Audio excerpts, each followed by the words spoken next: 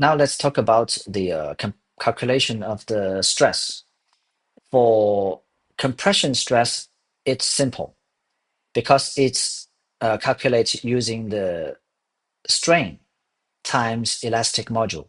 Strain is measured by the strain sensor installed on the pile. So the maximum compression stress is the stress at the sensor location.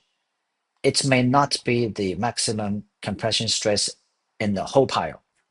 And another parameter, CSI, means individual compression stress, the bigger one, because we have two strain sensors. So we can calculate two stress uh, on each of the strain gauge. The bigger one is CSI. So we can know that CSI must be bigger than CSX. So remember that the maximum compression stress we calculated here, CSX, is at the sensor location. It's not the maximum compression stress in the whole pile body. For the maximum tension stress, it could be more complicated. First, let's talk about the tension stress before 2L over C. We will calculate a maximum tension force, CTN, and then the maximum tension stress, TSN, using CTN divided by the section area A. CTN equals to FU T2 plus FD T3 min. Because if the pile bottom is very soft, then the force reaches the pile bottom and then will reflect as a tension force, Fu, going up. And the tension wave going up will meet the compression wave going down.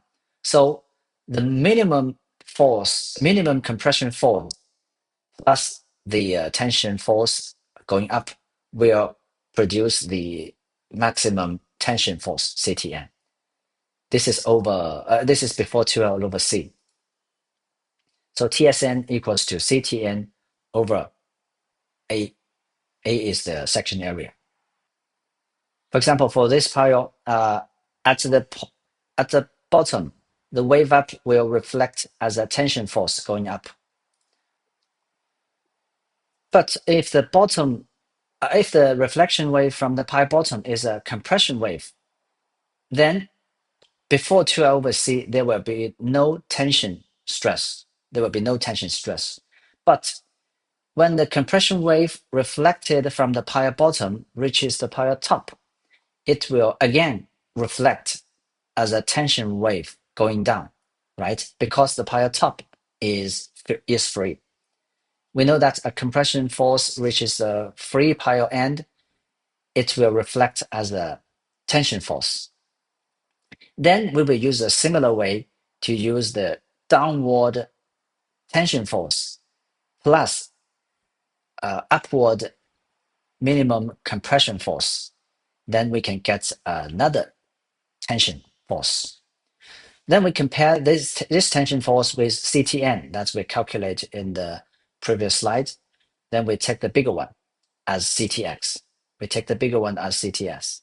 Then we use CTX divided by section area AR. We got TSX.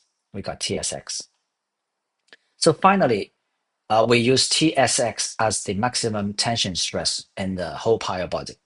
So it's a little different from the maximum compression force, CSX, because CSX is only at the sensor location, but TSX is for the whole pile body.